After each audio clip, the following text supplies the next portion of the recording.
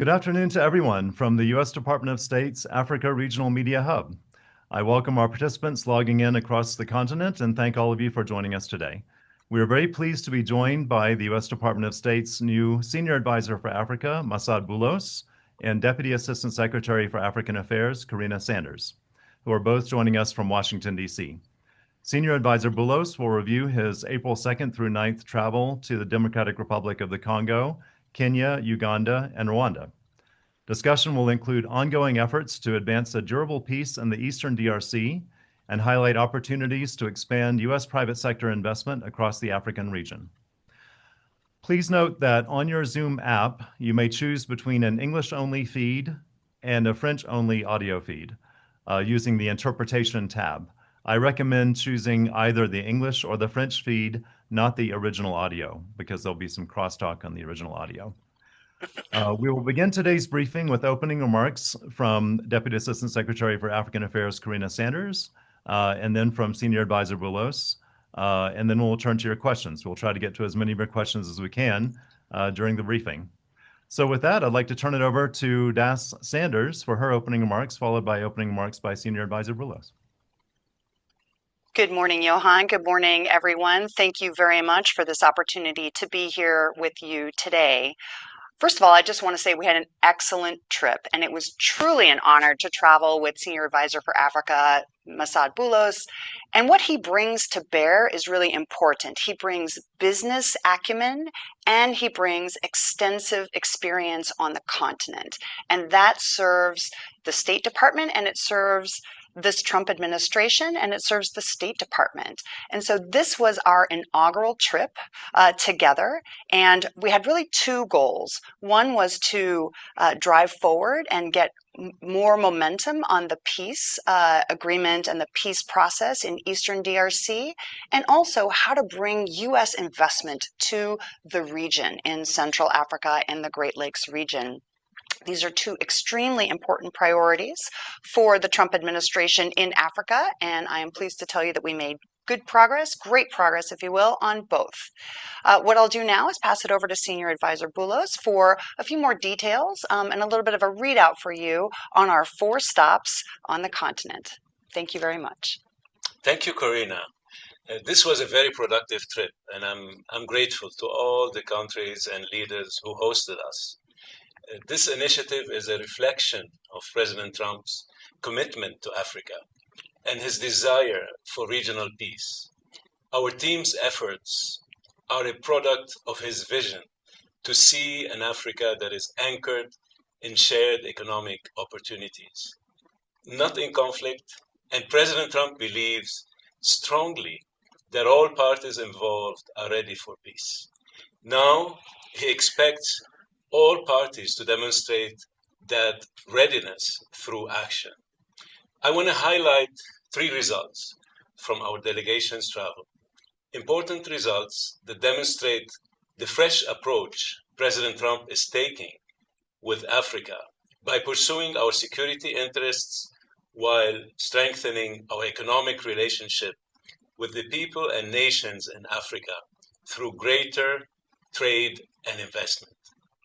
So let me start first in Kinshasa. President Tshisekedi and I discussed a minerals deal and charted a path forward, boosting U.S. private sector investment in the DRC, particularly in the mining sector, is a shared goal that makes both of our countries more prosperous. Of course, we need a more stable environment to achieve this objective, and President Tshisekedi is committed to this goal as well. Second, we also made important progress on the security front, as following our discussions with conflict participants, M23 pulled back from the town of Walikale. This is a significant step, and these kinds of measures are critical to building confidence and demonstrating goodwill to allow negotiations for peace to continue. Since taking office, Secretary Rubio has had calls with Rwandan President Kagame and DRC President Tshisekedi, urging an immediate ceasefire in the region and for all parties to respect sovereignty and territorial integrity. The Secretary also spoke with Angolan Foreign Minister Tete and Kenyan President Ruto about finding a diplomatic resolution to the crisis. I thank those who have been engaged in good faith discussions thus far, but it's not enough. We have an opportunity for peace in this moment that we have not had for years. I hope to see parties involved take bolder steps to make that reality. I will also reiterate our position that Rwanda should cease all military support of M23 and withdraw all Rwandan troops from DRC territory. I am confident that parties involved will find a way to do so swiftly. And finally, we were able to finalize the transfer into the United States custody of US citizens who were detained by the Democratic Republic of Congo in connection with the events of May 19, 2024. Thank you. All right, thank you very much, Senior Advisor Boulos and Das Sanders. So we'll now begin the question and answer portion of today's briefing. To the journalists who are attending, if at any time you would like to ask a question live, please indicate that by clicking on the raise hand button and then typing your name, your media outlet, your location, and the question into the questions and answers tab. Please provide us with all of that information, and please be aware that all we can see from the participant box is your Zoom logon. So that doesn't necessarily tell us who you are, what your journalistic affiliation is, where you are, etc. So please be considerate and type in a question into the Q&A box along with your full identity and your media affiliation. For those listening in French, you may type in your questions in French into the Q&A box. And we do ask you to limit yourself to just one question only, and the question should please be related to the topic of today's briefing, which is Senior Advisor Boulos's travel to the African region and the purposes of that trip. So for our first question, I'd like to go to Mr. Moses Gahigi of AFP and the East African newspaper in Rwanda. And the question is Washington considering providing support to Kinshasa to put an end to the conflict? And if so, what kind of support? Senior Advisor Boulos. Actually, the United States will consider all diplomatic and economic tools to advance peace. It is in everybody's interest to promote peace and to advance peace and to ensure we have stability in the region. This conflict has gone on for too long. It's been more than 3 decades, and it's about time to end it. So the United States does have quite a bit of tools at its disposal that it can and will use if need be. We do hope that this will achieve a permanent peace and final stability in the region.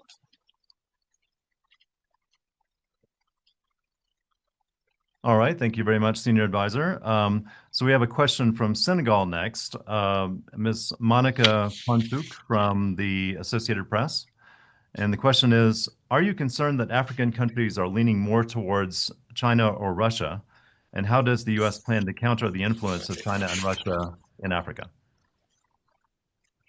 Sure. Thank you very much, Senior Advisor. What I'd like to say is, first, thank you for the question. Second, I'd just like to say that this isn't really the purpose of this particular interview today, and I don't want to get into any details about China's role in Africa, but what I want to tell you is really important, and that America First promotes investment and enhances industrial and technology advantages, which I believe will serve the African continent well. America First also defends our economic and national security interests and supports our workers, manufacturers, farmers, ranchers, entrepreneurs, businesses, The Trump administration's America First trade policy benefits all Americans, and we are safer. We are all safer when other nations invest in our country. And President Trump is also focused on creating jobs, raising wages, bringing manufacturing back to the United States. And he's been very clear that if trading partners align with our effort to achieve fairness and balance on our trading relationships and protect U.S. economic and national security, we're going to absolutely welcome that cooperation. All right, thank you very much, Das Sanders. Just a reminder to the journalists to please use the Q&A box for any questions that you have, and not the chat box, because we refer to the Q&A box. All right, so I see some hands raised. I'd like to see if we can open the mic for Kemi Osikoya of Africa Bazaar magazine. Hi, good morning. Can you hear me? Yes. Thank you very much for taking my question. You mentioned of meeting with several of the African leaders. My question to you is, did you bring any private sector, American private sector with you along on this trip?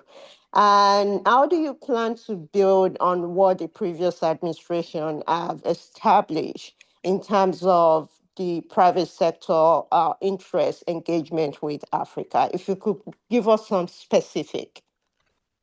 Yes, absolutely. Thank you for this question. This is a very important point.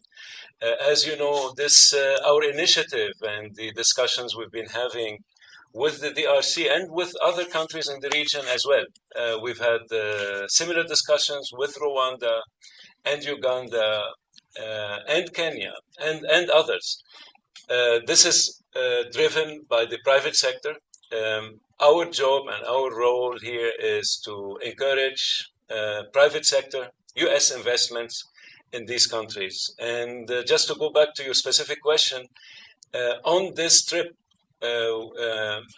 we didn't have any members of the private sector with us. However, there were many that were already in those countries. I mean, some U.S. companies are existing and have been operating in these countries for a number of years, whether it's DRC or Rwanda or Uganda or Kenya.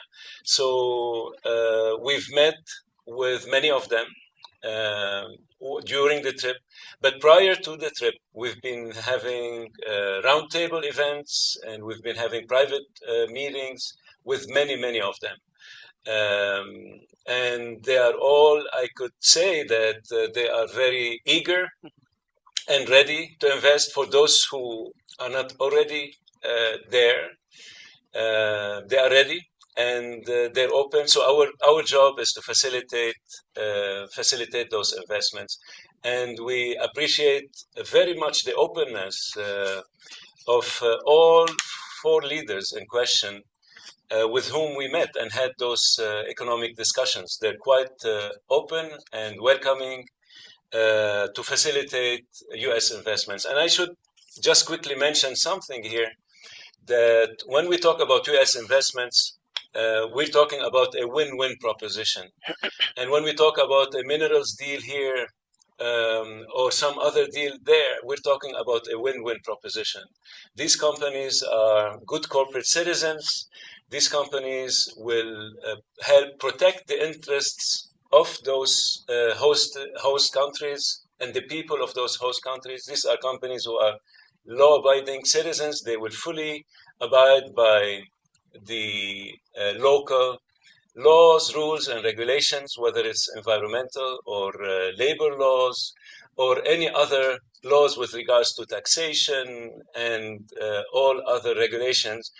At the same time, these companies are also bound by U.S. laws with regards to the environment, to child labor, to taxation, to corruption, and many other things. So we're talking about companies that will add value, that will protect the interests of the indigenous people of those countries in question. Thank you very much, Senior Advisor. So I'd like to build on that last Q&A, there are a couple of questions that have come in asking for a slightly deeper dive into that.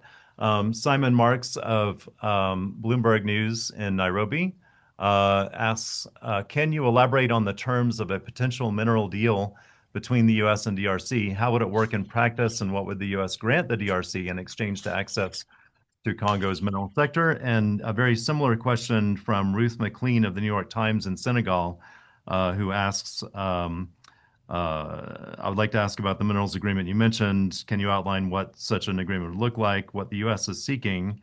And she adds, as you know, China currently dominates the DRC's mining sector. Are you asking the Congolese to strip Chinese owners of mining concessions? So those two questions, a little bit deeper dive into the possibility of a minerals agreement, if you don't mind. Yeah, it's actually a minerals deal.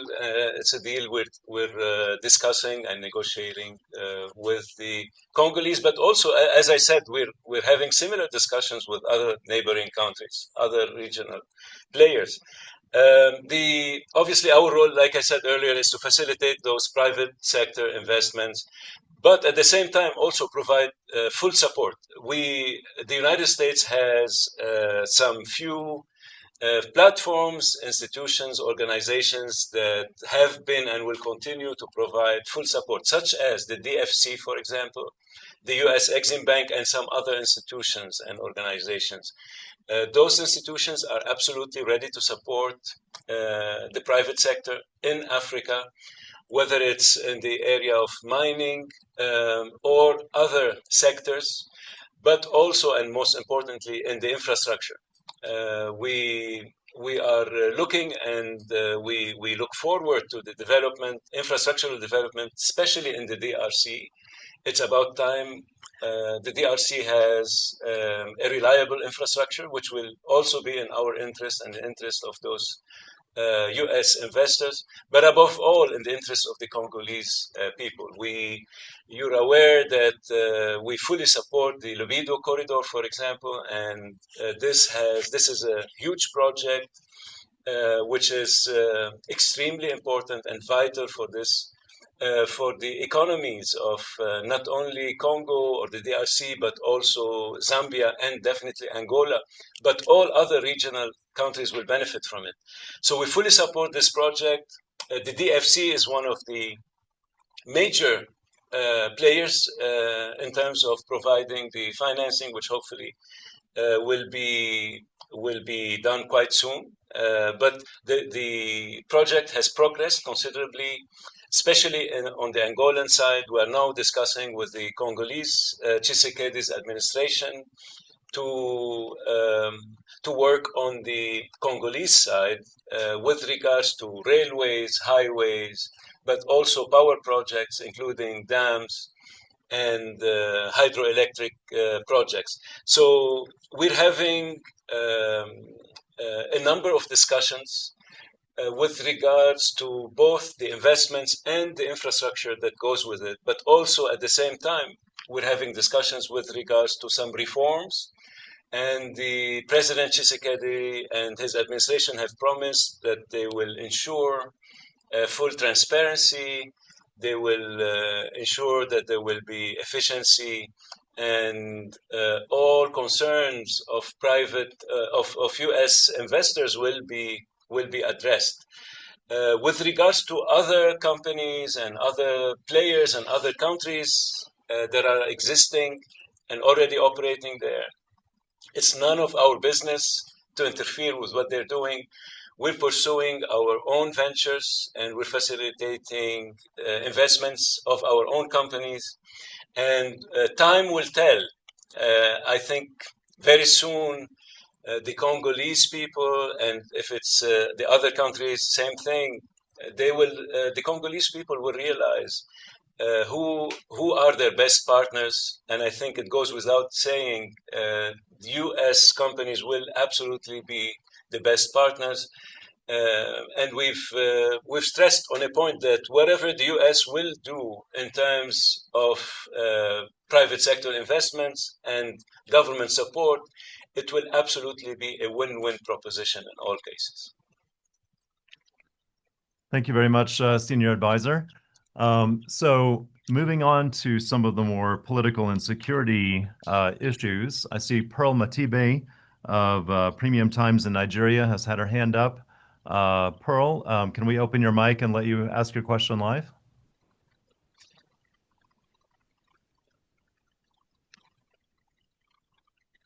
Thank you so much, Johan. It's good to talk to you again. Happy 2025. I haven't chatted to you in a little bit. Senior Advisor Boulos and Karina, please, thank you so much for your availability. I really appreciate it. I was monitoring very closely your trip, so I'm very excited that you are doing this briefing today. My question is this. In light of the withdrawal of EAC and SADC regional forces from the DRC, how does the Trump administration plan to help fill the security vacuum, especially with the challenges of MONUSCO that MONUSCO has been facing and ISIS DRC scaling up its footprint? I know I have many questions, but if you can also let me know if it's okay for me to send those on to you offline for my additional questions. I want to respect the time of the other journalists. Thank you so much. Thank you, Per. This is a very important question, and you've highlighted a couple of key issues here: the MONUSCO and the other regional efforts, EAC, SADC. Well, let me first make something very clear. The U.S. position has been and will continue to be very, very clear on this. The U.S. position is that the M23 must lay down their arms and Rwandan forces must withdraw from the DRC. This is our position, and it's very clear.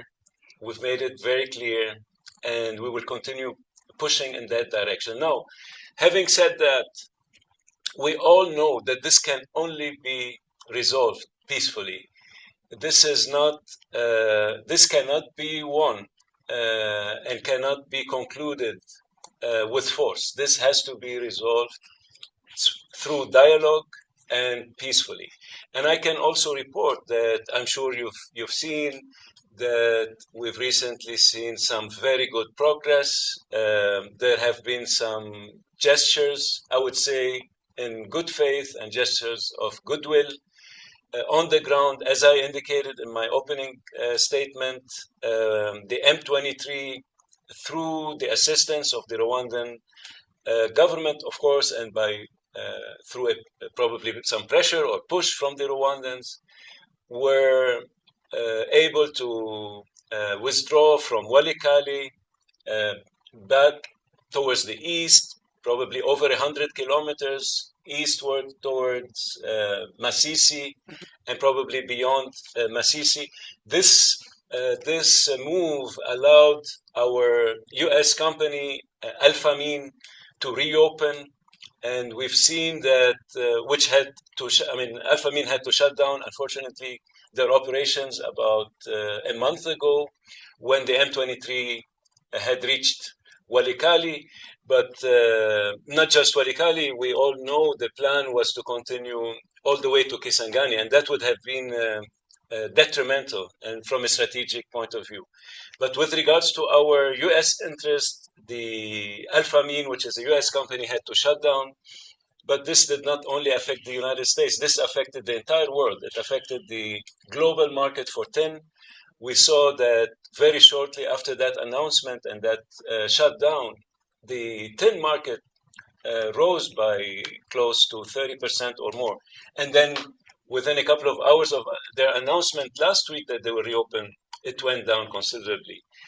So we appreciate that. This was a good gesture, and we are looking forward to more and more of those. We're in the process of working with both parties. We're engaged with both parties. And I must also say here that we appreciate the recent dialogue held by President Tshisekedi's administration and the M23 for the first time last week. And it was very successful and very fruitful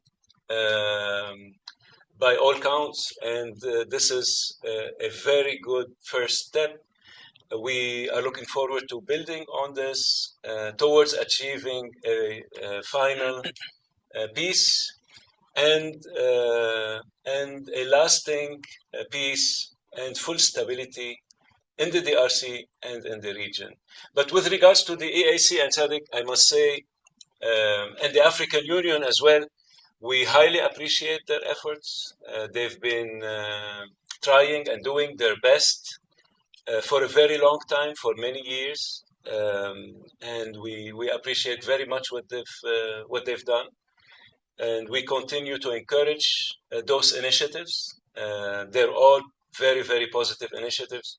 We had the pleasure of meeting with President Ruto, who is the current head of EAC, and he's absolutely committed to seeing a peaceful end to this, but most importantly, a quick one. We, just like President Trump expressed, and I said earlier in my opening statement, we do expect and hope and expect that this will end very, very quickly. Karina, would you like to? No, I think it's really important. With respect to security on the ground in Eastern DRC, what I'll say is we're currently putting together our own strategy to see what will be acceptable to both sides, to all sides, to the region. And so that's in progress, and we'll tell you more when we can. Thanks very much to our panelists. And I appreciate it, Senior Advisor Boulos, that you got into the African Union, because that was the subject of a question from Mr. Mohammed Tawakkal of Al Jazeera Media Network based in Ethiopia. But I think you answered that very well. The question was, what is your opinion on solving conflicts in Africa and your cooperation with the African Union?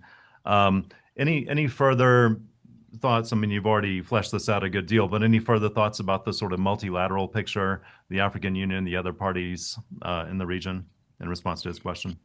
Yes, and as I indicated, we fully support these initiatives, including the African Union specifically, which is headed by Angola now, and we couldn't visit Angola on this trip, but we will definitely visit Angola on the next trip. Having said that, we had a phone call with the Foreign Minister Tete, as I indicated, and it was extremely positive. We appreciated their efforts, we appreciated their initiatives.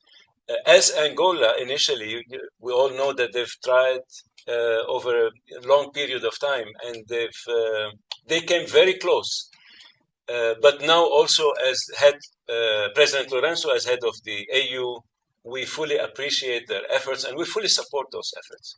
So it is in everybody's interest to continue with these. And I must say that also not just those three, also ECOWAS. ECOWAS, although it's West Africa, but they are ready. They've been a major and key player in the continent, especially with regards to peacekeeping missions and many other things. They are also absolutely ready and committed to this peace process. All right, thank you very much. So we're creeping up on 30 minutes past the hour, and I know both our panelists are very busy. We originally told you we would keep it to 30 minutes. I think we might be able to slide in one more question if you don't mind. I would like to offer journalists in the affected countries and in the region as much of a chance as possible to ask a question. So I wonder if Moise Bahati with the New Times newspaper in Kigali, Moise, if we open your mic, can you ask your question live, or else I can read your question?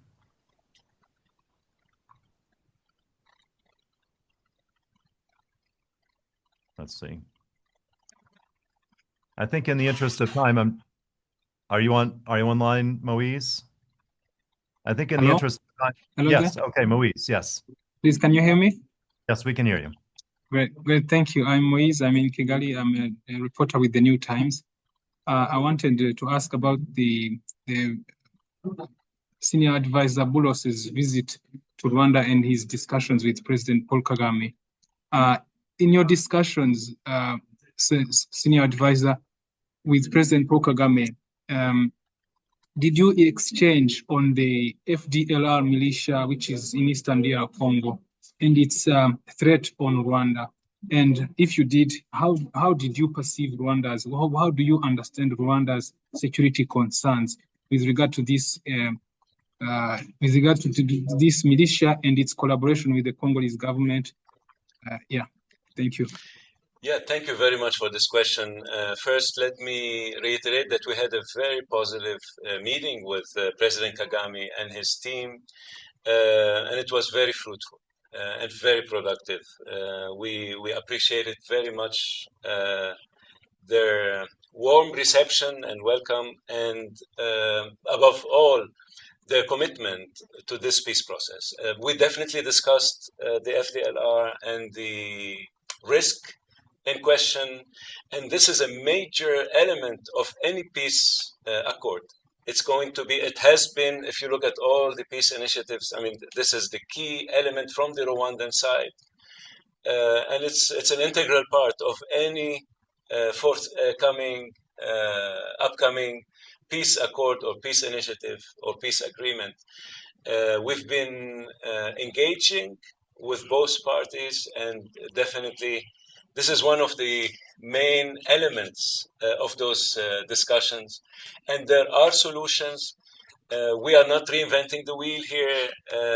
There are solutions to this. There are solutions and terms that had previously been drafted and agreed upon by both parties, and we will continue working with them towards that. But it's in the end, we want to make sure, as I indicated even during my press conference in Kigali, that our role and our commitment is to ensure the sovereignty and the territorial integrity of all countries in question, not just one country or two, all that are involved.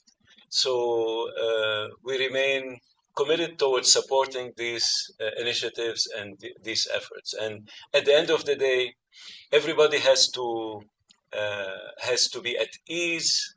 Everybody has to feel comfortable with those terms, and they have to feel safe from any such threats, whether they are actual or perceived, or any future threats.